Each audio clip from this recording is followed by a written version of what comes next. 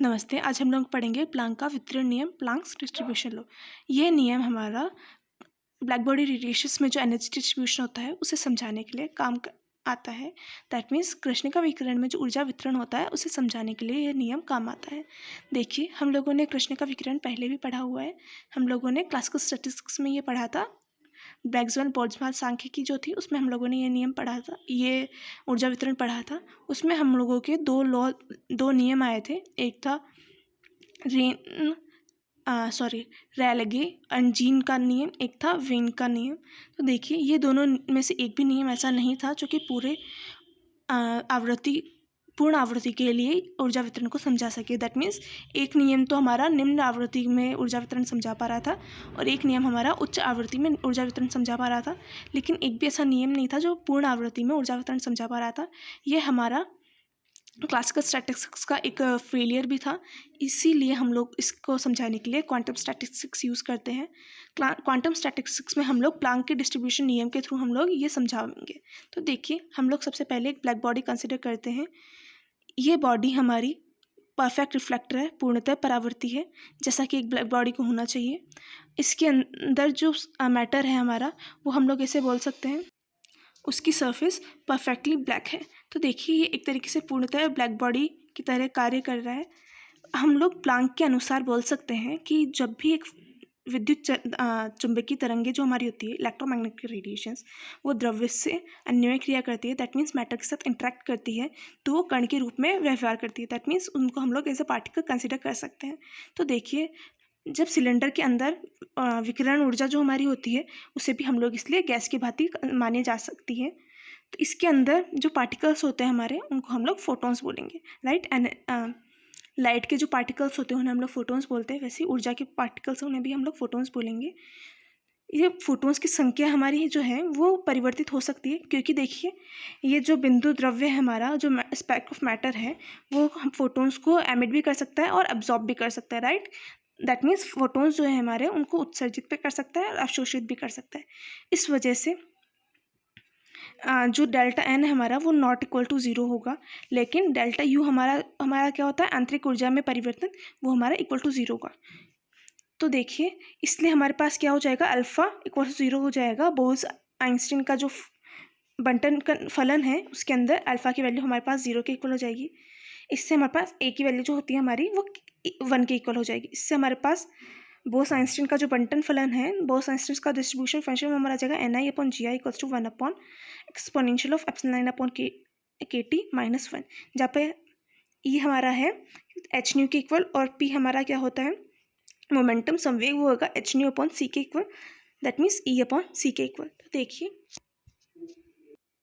Photons है हमारे, उसका एनर्जी स्पेक्ट्रम नॉर्मली तो डिस्क्रीट होता है, दैट मीन्स विविक्त होता है, लेकिन हम लोग यहाँ पर उसको कंटिन्यूस कंसिडर कर सकते हैं।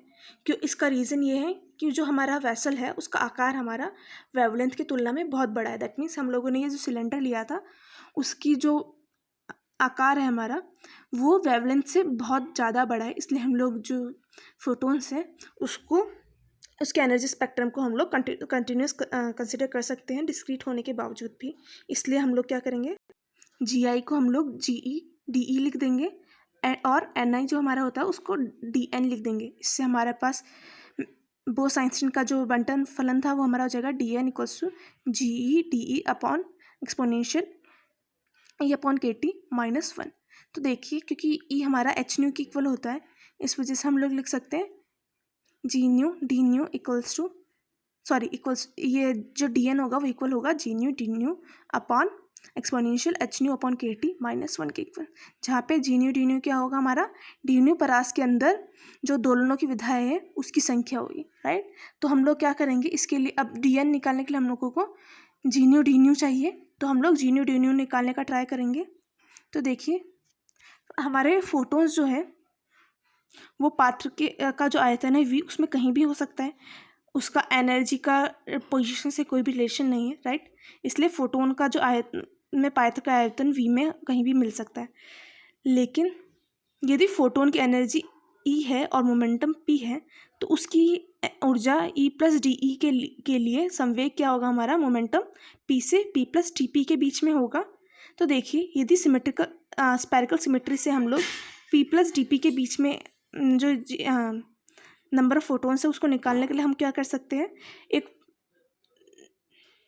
हम लोग एक स्पेरिकल शेल कंसिडर कर सकते हैं, गोलीय कोश जिसकी जो त्रिज्या है वो पी के इक्वल हो और मोटाई हमारी डी पी के इक्वल हो।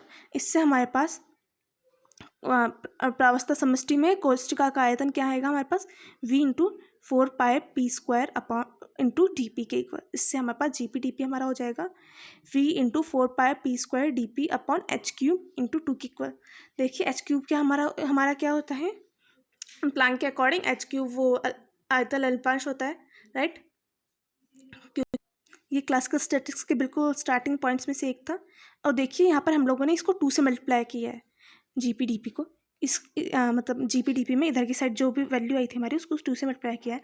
इसका रीज़न ये है क्योंकि हम लोग जो विद्युत के विकिरण की बात करते हैं वो ट्रांसफर्स होता है, दैट मीन्स अनुप्रस्थ होता है। इसकी वजह से इसका की जो दिशाएं, 2 दिशाओं के अंदर ये पोलराइज हो सकता है, दैट मीन्स 2 डायरेक्शन में ये ध्रुवित हो सकता है। इस वजह से हमारे पास जी न्यू डी न्यू क्या हो जाएगा 2v, इसलिए हम लोग 2 से मल्टीप्लाई कर देते हैं, इसलिए जी न्यू डी न्यू हो जाएगा 2v upon h³ into 4πh upon c का square h upon c D new. हम लोगों ने क्या किया, p को हम लोगों ने न्यू में कन्वर्ट कर लिया। p हमारे पास क्या होता था h न्यू अपॉन c के इक्वल, राइट। इसलिए dp क्या हो जाएगा h upon c D nu के इक्वल। तो इससे हमारे पास जी न्यू डी न्यू हमारे पास आ जाएगा 8πv upon c³ v new square D nu. तो देखिए इससे हमारे पास बोस आइंस्टीन का जो बंटन फलन था डी एन वो जाएगा G nu D nu upon exponential H nu upon K T minus 1 equals to 8πv upon c³ nu square D nu, तो nu square D nu upon exponential H nu upon K T minus 1। इससे हम लोग ऊर्जा घनत्व निकाल सकते हैं, energy density वही हम लोगों को निकालनी है। तो देखिए ऊर्जा घनत्व निकालने के लिए क्या करेंगे, डी एन तो नंबर ऑफ पार्टिकल्स थे उसको हम लोग एच न्यू से मल्टीप्लाई कर देंगे तो हमारे पास ओवरऑल एनर्जी आ जाएगी।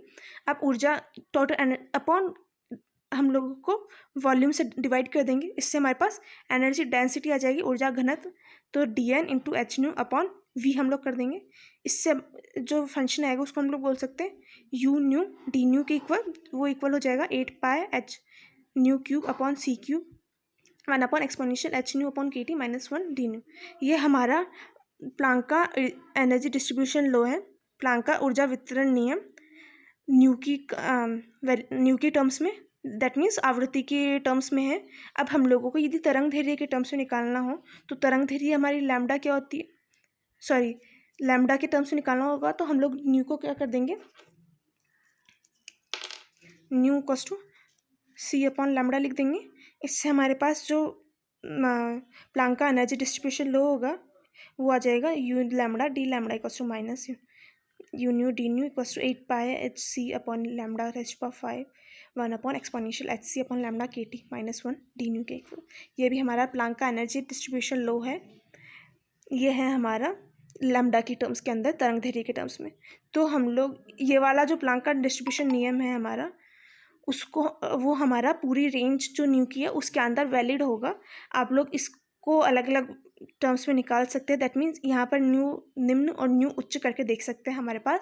तो उससे हमारे पास जो रेले जीन्स लॉ था और वीन का जो नियम था वही हमारे पास आएगा, दैट मीन्स ये हमारा सही नियम है। और इस दैट मीन्स कि क्वांटम स्टैटिस्टिक्स है वो ब्लैक बॉडी रेडिएशन में जो एनर्जी डिस्ट्रीब्यूशन जो होता है उसको सही से समझा सकती है। यहाँ पे हमारा प्लैंक डिस्ट्रीब्यूशन लॉ कंप्लीट होता है। Thank you.